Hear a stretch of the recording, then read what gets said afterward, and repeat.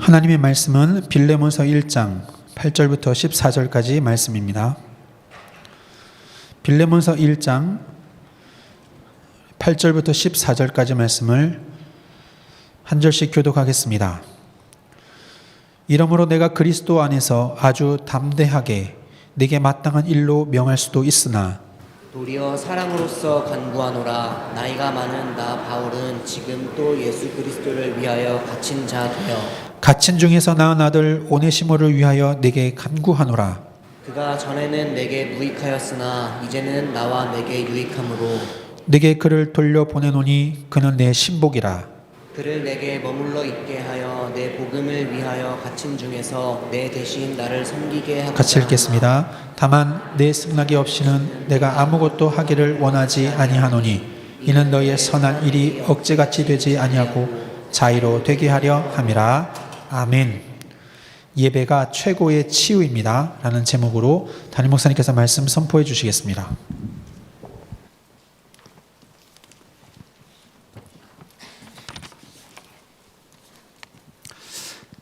마태복음 16장 보니까 베드로가 예수 그리스도 고백했을 때 주님은 이런 말씀을 했다 합니다.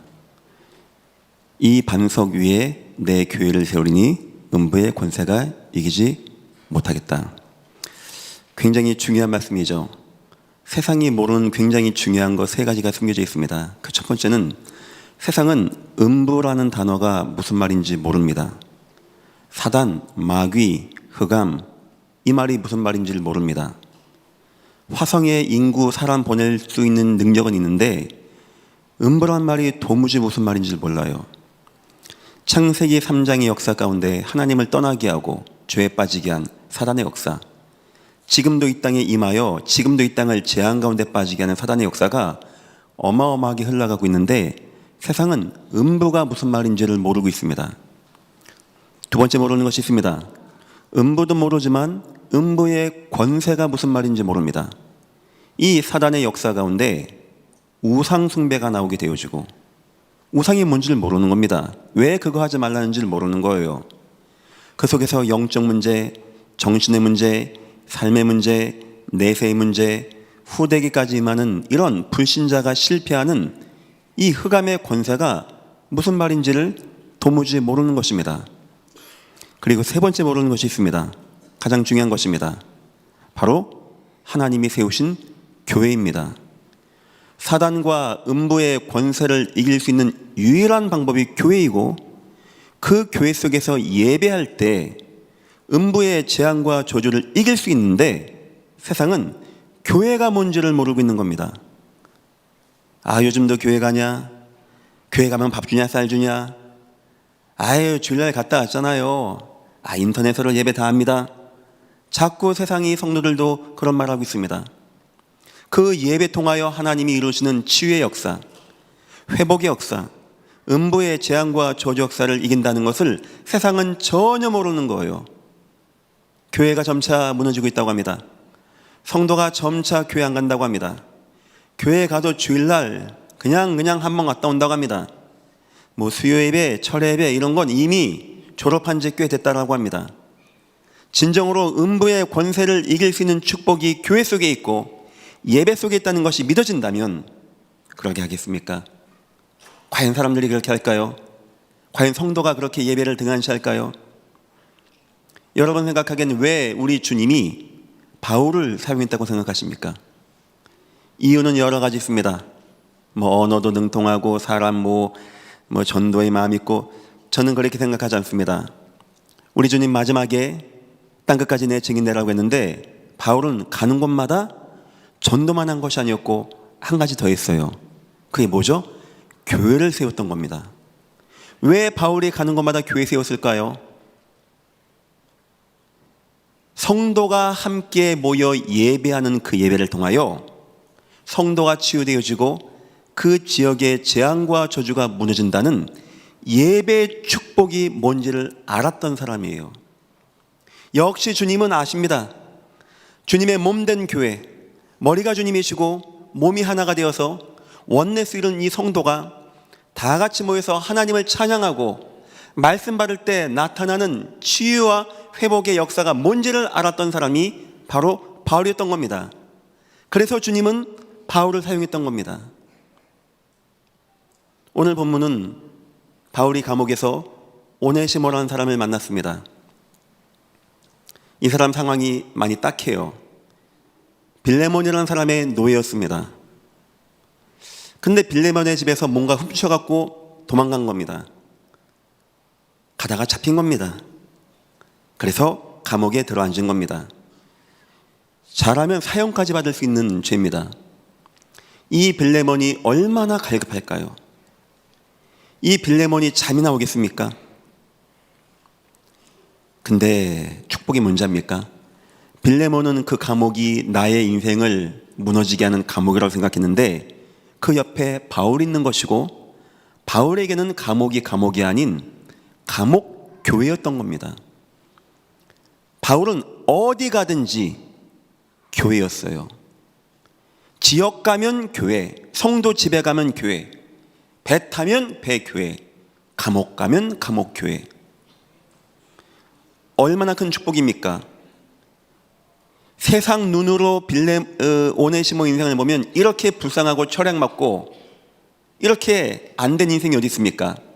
하지만 복음의 눈으로 보고 예배의 축복이 뭔지를 아는 눈으로 본다면 하나님이 지금 빌레몬을 어디든 못 도망가게 날마다 간절한 마음으로 하나님께 예배할 수 있는 시간을 주신 거예요. 축복이죠. 날마다 예배가 되어진다.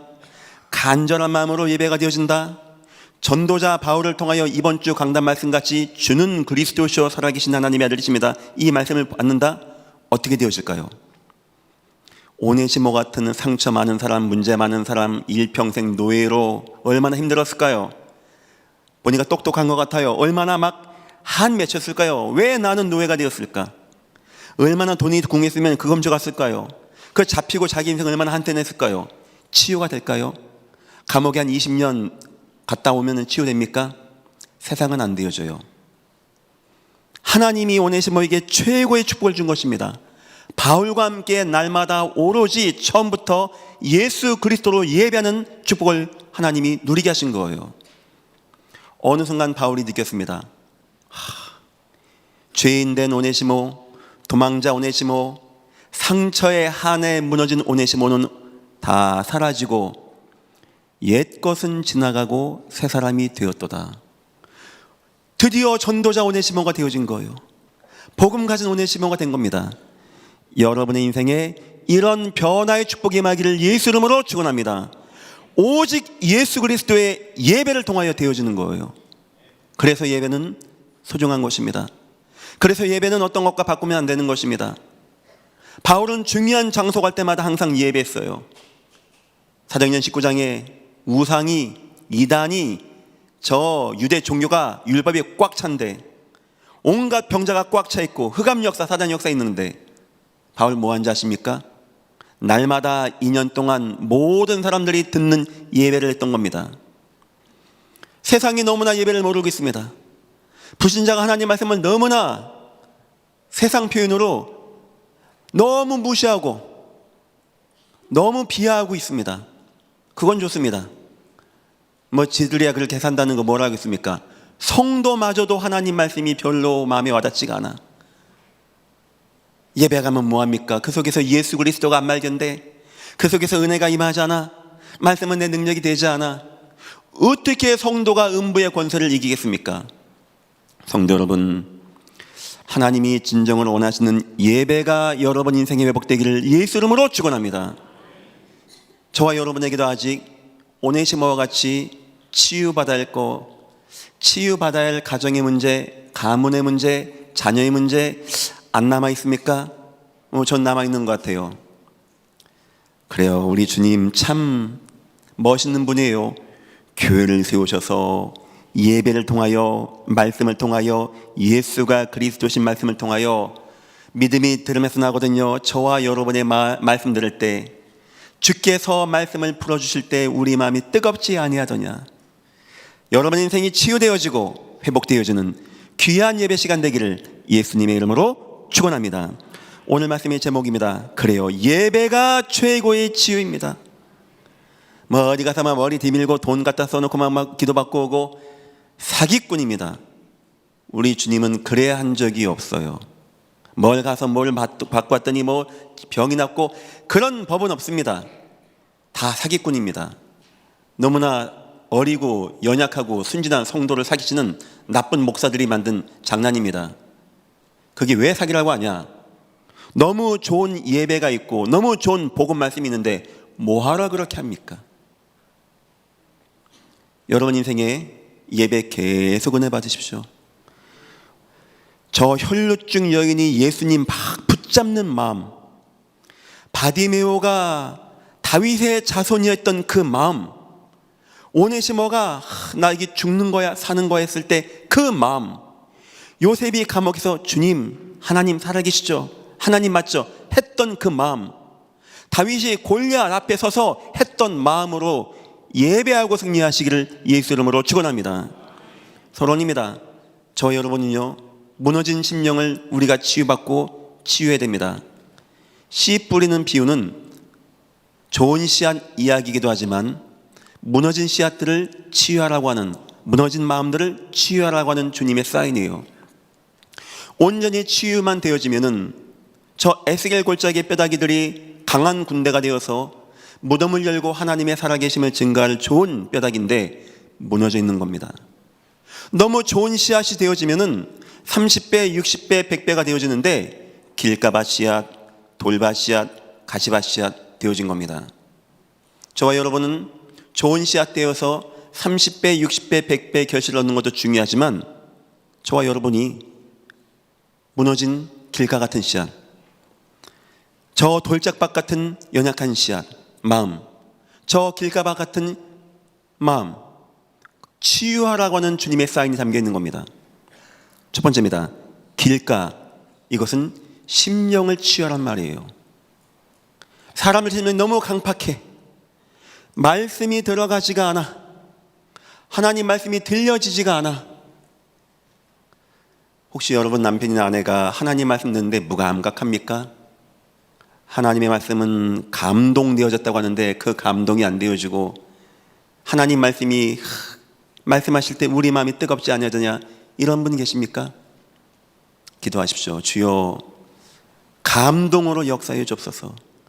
내 자녀의 마음에 하나님의 말씀이 감동으로 임하여 주옵소서.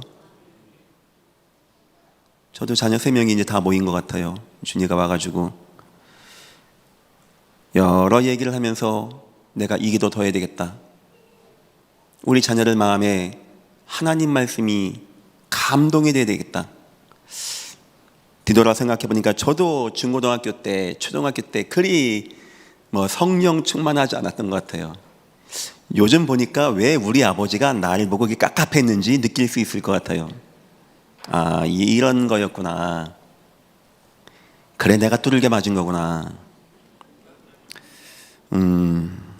저도 기도합니다. 하나님, 내 자녀들 마음에 하나님 말씀이 감동되어지는, 뜨거워지는 역사 임하게 없어서. 이렇게 하세요. 지속적인 싸움 해야 됩니다. 영적 싸움. 이게 어느 순간 한순간 말씀 받고 이런 경우도 있는데, 예배 10년 20년 나가도 내 자식 녀석이 이 말씀이 이해가 안 돼. 내 남편은 와서 자. 우리 아내는 맹숭맹숭해. 그럴 수 있거든요. 지속적인 싸움 하십시오. 하나님의 시간표를 바라보십시오. 어느 순간 중요한 하나님의 사건이 생깁니다. 언제인지 압니까?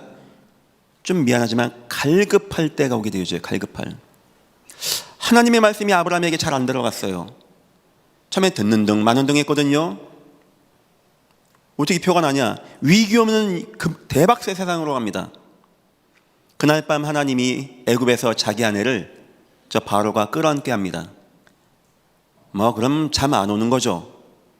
갈급하게 하나님이 안 듣는 거예요. 갈급하게. 그리고 하나님이 하나님의 말씀을 다시 한번 각인시키십니다. 길가밭 심령은 바로 그런 심령들이에요. 우리 그런 영적 황폐함을 치유하고 치유해줘야 되는 겁니다. 또한 두 번째입니다. 돌밭이라고 나옵니다. 이것은 우리의 마음을 말하는 겁니다. 핍박이 오고 상황이 변화되어지고 뭐가 안 돼, 뭐가 꼬여, 내 생각대로 뭐가 잘 진행이 안 돼, 불안해지는 거예요. 두려워지는 겁니다. 그러면 말씀이 이상하게 들어오지 않아. 밥은 잘 넘어가는데 말씀은 들어가지가 않아. 드라마는 잘 보고 집중은 잘 되는데 예배가 집중이 되지 않아. 재밌는데 놀러가서 재밌는 일인데 교회 가면 마음이 냉랭해져. 그 영적인 거거든요, 그게. 그래서 그러는 겁니다.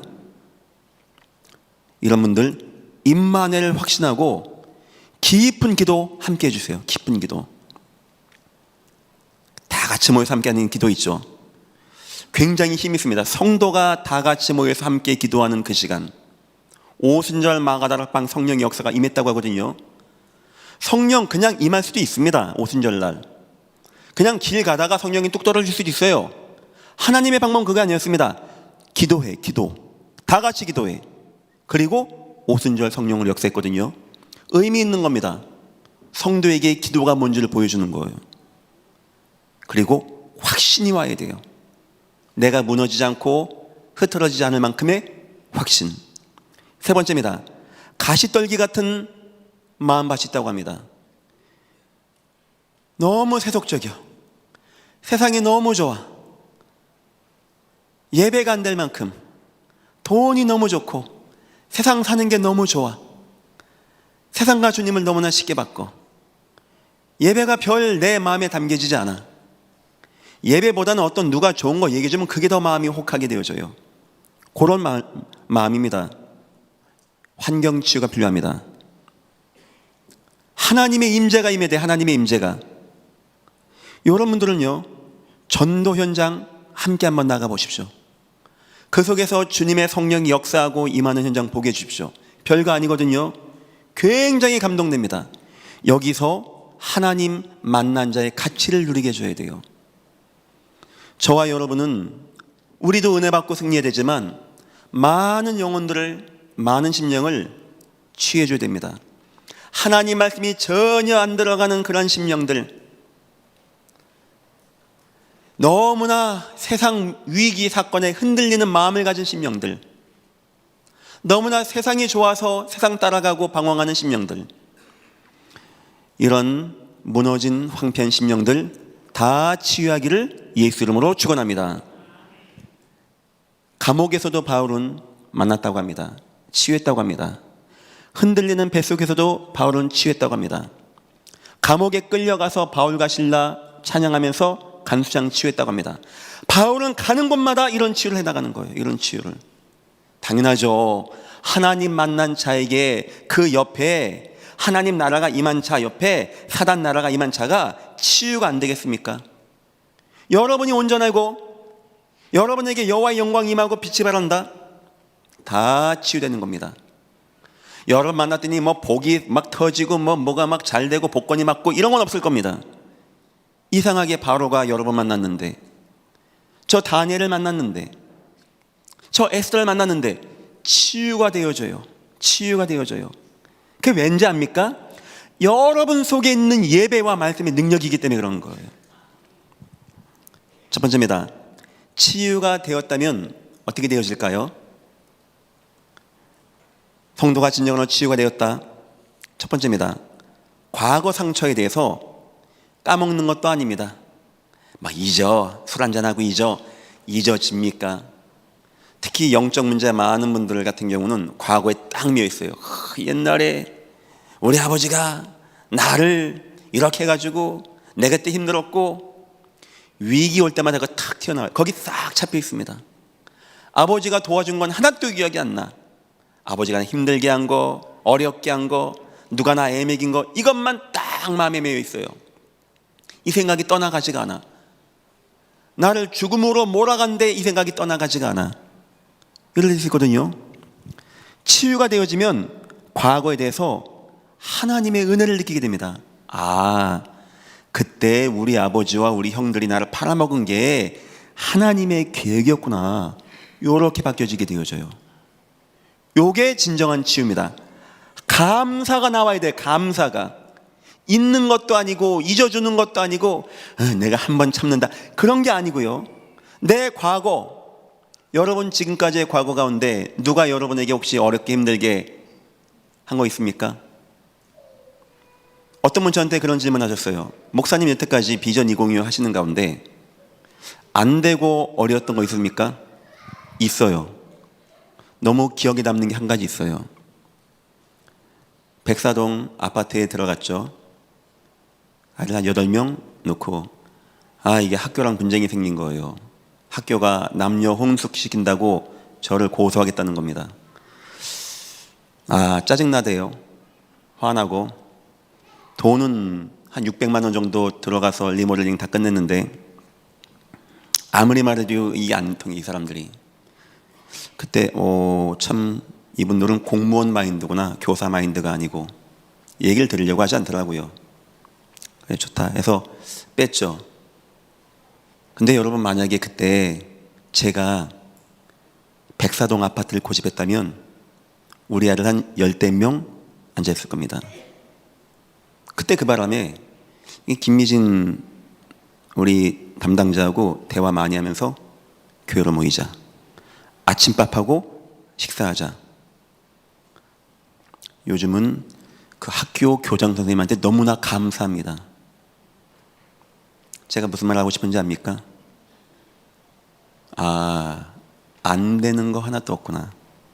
하나님이 때로는 기분 나쁘게 하는 것 같고, 때로는 안 되는 것 같고, 때로는 어려운 것 같지만 다 인도하고 있구나. 아직 저에게는 해결할 문제가 많이 있습니다. 저는 그렇게 생각합니다. 어느 순간 시간 가면 답 나요. 왜 하나님이 나 인생에 이런 것도 허락하시고, 이런 것은 가져가시고, 이런 거 있게 하시고, 어느 순간 답 난다는 확신을 저는 가지고 있습니다. 여러분은 여러분 아내, 남편 마음에 드십니까? 제가 오늘 우리 와이프하고 잠깐 문자 주고받은 게 있거든요. 그 오은영 박사의 가정치유. 어찌 그렇게 삽니까, 사람들이? 가정이 지옥 같더라고요. 제가 그랬어요. 여보, 우린 참 행복한 것 같아. 혹시 아내가 남편이 좀 마음에 안 드십니까? 좀 그런 것 같아요. 나중에 보십시오. 너무나 여러분하고 딱 맞는 사람이 옆에 이제 계신 겁니다. 아마 나중에 그게 이해되실 거예요. 여러분이 진정으로 하나님의 은혜 가운데 예배가 되어진다면, 하나님이 구원받은 여러분의 인생을 아무려면 그냥 이렇게 해가지고 대충 살다가 대충 화할 것 같습니까? 참새 한 마리도 하나님이, 들풀 하나도 하나님이 책임진다는데, 제가 복음 받고 가장 크게 와닿는 게 이거예요. 내 과거에 이런 거, 때로는 실수했던 거, 때로는 부족한 거, 모든 것은 합력하여 선을 이루느니라. 이게 치유받은 자의 결론입니다. 하나님, 내 인생, 내 과거, 모든 거 하나님 감사합니다. 영광을 받아 주옵소서. 두 번째입니다. 치유가 되었다면 현재 위기에 대해서 어떻게 되는지 압니까? 주여 응답하여 주옵소서. 사단아 나가라 떠나가라. 그거는 치유 못 받고 두려워서 그렇게 합니다. 기도하지 말란 말이 아닙니다. 그런 기도 나온다는 자체가 치유가 안 됐다는 겁니다. 진짜 치유가 되어지면요, 어쩌면 더 평안합니다. 뭐가 된 자입니까? 일체의 비결을 배웠노라. 그 속에서 배가 고프기도 하고 궁핍하기도 하고 이런 문제 오지만 일체의 비결을 배우고 자족하기를 배워요. 자족하기를. 요셉은 감옥에서, 다니엘은 사자굴에서, 세 청년은 불 속에서, 모세는 홍해 앞에서 자족하는 마음을 배우게 되어집니다. 이게 해탈 그런 거 아닙니다. 하나님 괜찮습니다.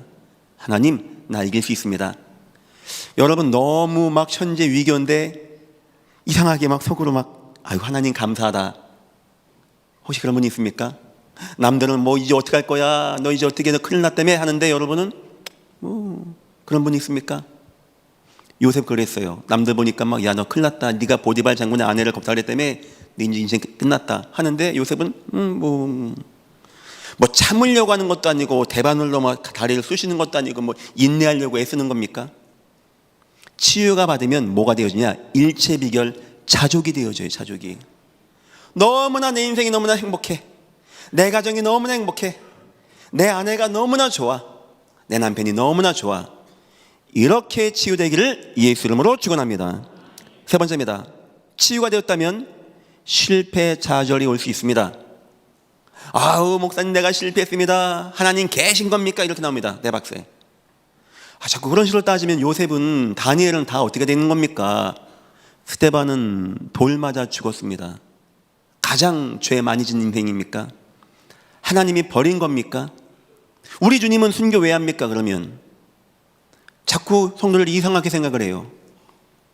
여러분 진짜 치유가 되었다. 실패 좌절하는데 세상이 감당하지 못하게 되어집니다. 내가 초월이 되어져. 그런 문제가 실패 분명히 있고 나에게 손해가 있는데 그 문제가 나에게 영향을 못 주고 담대함을 누리게 된다는 겁니다. 담대함을. 누구에게? 진정한 치유가 되어진 자에게. 그러면 어떻게 하면 우리가 이렇게 치유가 되겠습니까? 얼마의 돈을 내면 나는 이렇게 치유가 되겠습니까? 내가 얼만큼 내 몸을 불사르게 내어줘야 내가 치유가 되겠습니까?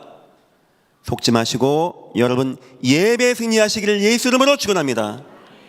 우리 주님의 교회를 세우시고 마지막 요한계시록 1장, 2장, 3장 우리 주님이 7별 말씀 증간자이죠. 7초 때 교회에서 말씀을 선포하게 하십니다. 그 속에 다 있는 거예요. 그 속에 은혜도 있고 응답도 있고 승리도 있고 축복도 있고 나를 지키는 힘도 있고 치유도 있고. 여러분 이 마음이 들어가야 돼요. 내가 예배한다. 내 자녀가 예배한다. 내 인생이 예배 속에 있다. 하나님 너무나 감사합니다. 최고의 방법 치유입니다. 예배는 하나님이 임재하는 장소입니다. 두세 사람이 내 이름으로 모인 곳에 주님을 함께 하겠답니다. 그냥 모이는 말이 아닙니다. 그들이 모여 예배하는 곳에, 그들이 모여 예배하는 곳에 하나님 나라가 임하게 되어집니다. 하나님 나라가 임하면 사단의 나라가 무너지게 되어집니다. 그러면 우리 인생에 참 평안이 임하게 되어집니다. 그래서 예배하면 치유가 되어지는 거예요. 예배 자체가 이렇게 우리에게 치유의 힘이 있는 겁니다. 우린 잘 모릅니다. 가랑비 옷 젖는다고 하죠. 저와 우리 모든 교육자 팀이 애기들부터 여러분에게 딴 말 하지 않습니다. 예수님 이야기합니다. 세상은 모르는 말입니다. 저는 아는 게 있어요. 여러분이 계속 예수님의 이야기를 듣는다? 굉장한 변화가 올 겁니다. 이 목사님 내 남편 많이 이상한데요? 워낙 더 이상했었는데 그만큼 좋아진 겁니다. 중고등학생 애들 때는 표가 안 나요. 그래서 저 때가 중요해요. 뭔가 있거든요. 자기만의 이상한 게 있거든요. 나중에 이상한 거 푹 튀어나오거든요. 나이 들어서 기성세대가 되면 안 바뀌어지는 거 있거든요. 저 아이 때 말씀 들어가는 게 그래서 소중한 거예요. 저 아이 때. 저 아이들 때 말씀 들어가야 돼요. 예배 자체가 치유가 된단 말이에요. 예배 자체가.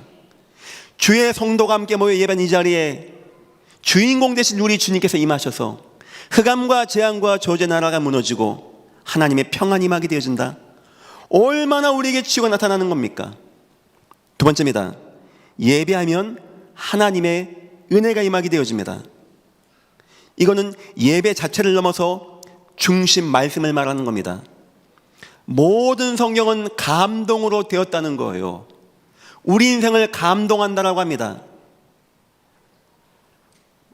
교훈과 책망과 바르게 함과 의로 교육하기에 유익하니 하나님의 사람으로 온전하게 하며 사람을 치유하는 은혜와 힘이 예배 속에 있다는 거예요. 예배 속에. 우리가 예배 속에서 예배 자체가 하나님의 임재이고 능력이고 감사하겠지만 이때 선포되는 말씀이 살아서 활력 있게 저와 여러분을 찔러 쪼개고 치유해서 감동하게 해서 온전하게 하는 치유 역사가 나타난다는 겁니다. 성도들은 이번 연도 원단 말씀같이 그 말씀에 홍수같이 되기를 간절히 삼아야 되고, 모든 목회자와 모든 교육자는 하나님, 내가 다른 말 하지 않게 하시고 예수님만 말할 수 있게 나를 축복하옵소서. 이러면 되는 겁니다. 이러면. 세 번째입니다. 하나님의 예배 때 능력이 나타나게 되어지죠. 능력이. 바울과 실라가 사도행전 16장에 찬양합니다. 예배하는 겁니다. 글쎄요, 바울이 알고 일부러 했는지 모르겠습니다. 그 위기 순간에 여러분 뭐 하겠습니까? 하나님 전도하라 해서 전도했더니 기껏 이게 내가 감옥 가서 죽는 겁니까? 저는 그렇게 나왔을 것 같아요. 바울과 실라의 그때 하나님의 계획이 무엇입니까? 최고의 시간 만듭니다. 예배 시간이었어요. 둘이 막 찬양하는 겁니다. 기도하는 겁니다. 하나님 누리는 겁니다. 예배 얼마나 능력인지 아십니까? 주의 성도가 위기 가운데 하나님 바라보고 예배한다? 그거 하나님이 그냥 있을 것 같습니까? 옥터가 흔들리고 옥토가 터지고 착고가 풀어지고 하나님의 은혜가 임하는 그런 역사. 그래서 예배라는 것은요, 자체 분위기도 예배가 되고 하나님 말씀도 예배가 되고 말씀의 은혜와 능력이 저와 여러분에게 임하여 저와 여러분을 치유하는 축복 가운데 축복이 되는 것입니다. 이 교회가 하나님이 원하는 예배에 인도할 수 있게 기도 많이 해주시고, 성도 여러분은 그 헤엄칠 만큼 능히 감당이 안 될 만큼 예배 감동 속에 거하시기를 예수 이름으로 축원합니다. 세 번째입니다. 성도 예배 인생. 이런 예배를 누린 사람 바울이거든요. 사도행전 9장 보니까 바울이 예배를 체험합니다. 그 성경 보니까 바울이 2년 동안 에베소에서 날마다 예배했다? 뭔가 아는 거죠. 사도행전 9장 보니까 길을 가다가 빛이 쫙 임합니다. 다메섹에서. 누굽니까? 나는 네가 핍박한 예수라. 우리 주님이 그냥 가봐라 해도 바울 갈 것인데 눈을 멀게 버립니다. 눈 다쳐보면 아시겠죠? 어디 못 갑니다. 화장실도 못 갑니다. 그냥 가야 가지는 겁니다. 며칠 동안 눈이 안 보이게 한 겁니다. 왜 우리 주님이 그렇게 했을까요? 전 생각합니다. 어디 못 가요. 못 움직여요. 아나니아와 함께 있으면서 깊은 예배를 시키는 시간이었어요. 계속 예배하는 겁니다. 아나니아 교회에서 복음 포럼하고 현장 포럼하고 기도 포럼하면서 계속 예배하는 거예요. 나중에 얼만큼 바울이 예배가 감동된지 아십니까? 즉시로 달려나가서 눈의 비늘 벗겨지자마자 즉시로 나가서 회당에 갔다고 합니다. 왜일까요? 예배 축복이 있어야 되는 저 자리이기 때문에. 예수 그리스도 증거했답니다. 왜일까요? 그 예배 중심이 예수 그리스도였기 때문에. 바울을 우리 주님이 예배의 깊은 맛을 보게 했던 사람입니다. 저와 여러분은 예배를 체험한 인생이 되어야 돼요. 예배를 체험한 이런 깊은 예배. 그냥 시간 되니까 가고 끝나니까 오고 갔다 왔는데 이번 주 강남 말씀이 뭔지도 모르겠고 그냥 예배는 예배고 나는 나고 이런 거 말고, 예배가 내 인생의 중요한 전환점이 되어지고 힘이 되어지는 이런 예배. 두 번째입니다. 바울은 예배를 누리는 인생이 되었습니다. 그래서 바울이 가는 곳마다 사람들로 하여금 예배할 수 있게 해요. 사도행전 16장에 바울과 루디아가 얘기합니다. 지금도 여자가 내 집에 들어와 유하소서 하면은 이상한 거거든요. 2000년 전입니다.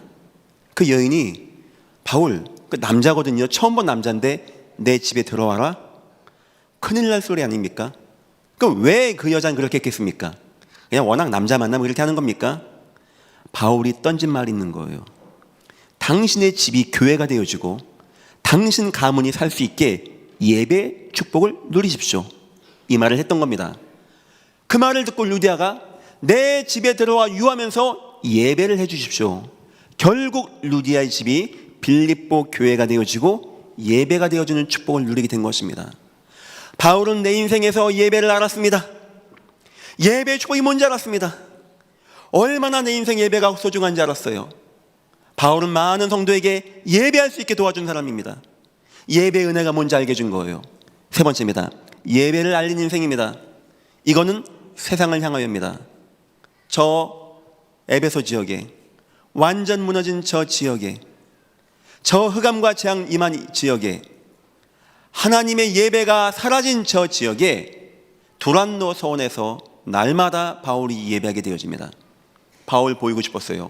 우상들도 있고 이단들도 있고 수많은 재앙이 임한 그곳에 성도가 모여 예배하면 어떤 증거가 나타나는지를 보여주고 싶었던 겁니다.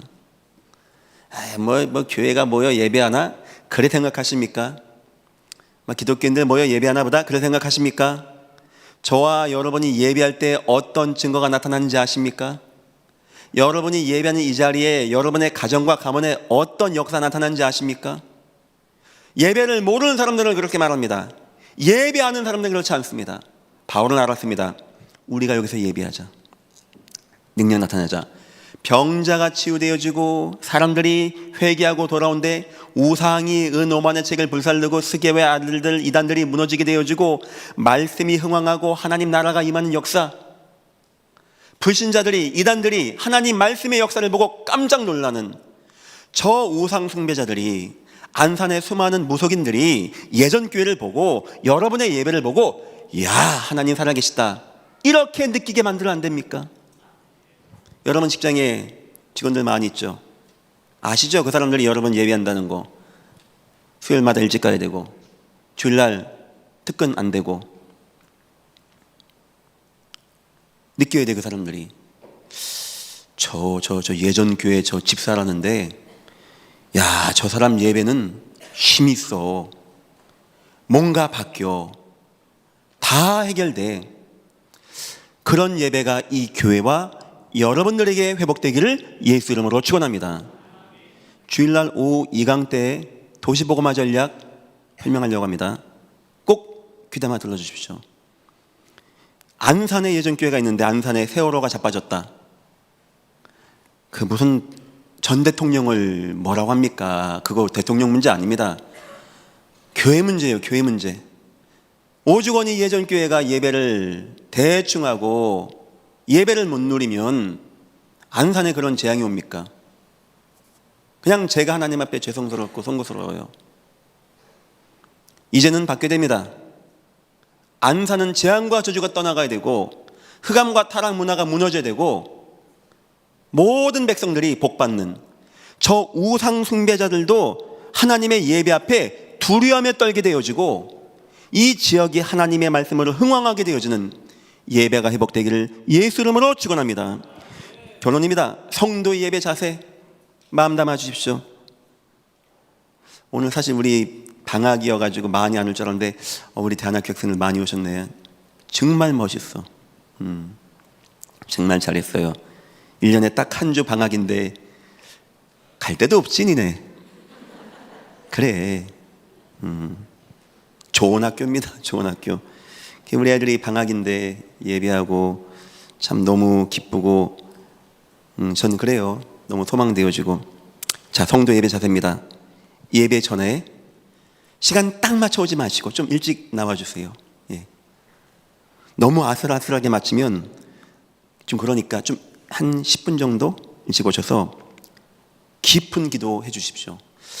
우리 여기 자막 이거 제가 만든 설교문인데 대충 보면 뭔 얘기 할지 알잖아요. 저거. 예. 기도하세요. 하나님, 오늘도 이 속에서 나에게 예수가 충만히 담겨지게 되어지는, 바울이 며칠 있을 동안 했던 그 예배, 오네시모가 몇 달인지 몇 년인지 모르겠습니다. 그때 했던 그 예배, 그 루디아가 자기 가정과 가문을 살리기 위한 그 예배, 우리 가정과 나에게 그 예배가 회복되게 없어서 예배 전에요, 지금 깊은 기도해 주십시오. 두 번째입니다. 예배 중입니다. 예배 중에는 깊은 집중해 주십시오. 그래도 예전 교회는 예배하는 자세가 굉장히 좋습니다. 하고 하늘나라 가신 분은 많이 안 계세요. 굉장히 좋은 겁니다. 예배 딱 집중하시고 저렇게 유치하게 이렇게 자막 띄우고 하는 이유가, 제가 다른 데 봐도 전 세계에 이렇게 유치하게 자막 띄우는 데가 없더라고요. 여러분 집중을 더 잘하고 혹시 딴 데 정신이 쏠렸다가 와도 알 수 있게끔 이렇게 놓은 겁니다. 집중하세요. 집중. 하나님, 이제 30분, 40분 예배합니다. 오늘 말씀에 집중하게 하셔서 그 속에서 내가 힘없고 치유되어지고 말씀 중심에 거할 수 있게 나를 축복하옵소서. 말씀 받으면서 기도하셔야 돼요. 영적 싸움 하시고. 안 하면 순간 내 생각이 저 멀리 저 푸른 초원에 갔다 옵니다. 그럼 예배는 끝납니다. 얼마나 아까워요. 세 번째입니다. 예배 후에입니다. 깊은 묵상해 주십시오. 그래서 여러분 바로 교구를 가면은 교구장님들이 함께 녹취록 넣고 다시 한번 묵상도 하고 읽는 시간을 갖는 겁니다. 그리고 평상시입니다. 그 말씀으로 깊은 포럼해 주시고 하나님의 은혜로 나가면 되는 겁니다. 세상이 예배를 무시하는 건 이해하겠는데 이단과 사이비들이 교회를 무시하고 하나님을 말씀을 등한시 여기는 것은 이해하겠는데 성도가 하도 능력이 없고 성도 예배가 재미가 없다 보니까 세상이 교회를 비웃고 이런 시대가 되었다고 합니다. 남의 문제라고 생각할 거 없습니다. 저와 여러분과 예전께 문제로 생각합니다. 저와 여러분 예배 회복하시고 온전한 축복 누리시고 승리하시기를 예수 이름으로 축원합니다. 기도하겠습니다. 하나님, 예배를 허락하신 거 너무나 감사합니다. 최고의 축복 예배를 주심을 너무나 감사합니다. 예배를 통하여 주여 영광 받아 주옵소서. 감사하며 예수님의 이름으로 기도했습니다. 아멘.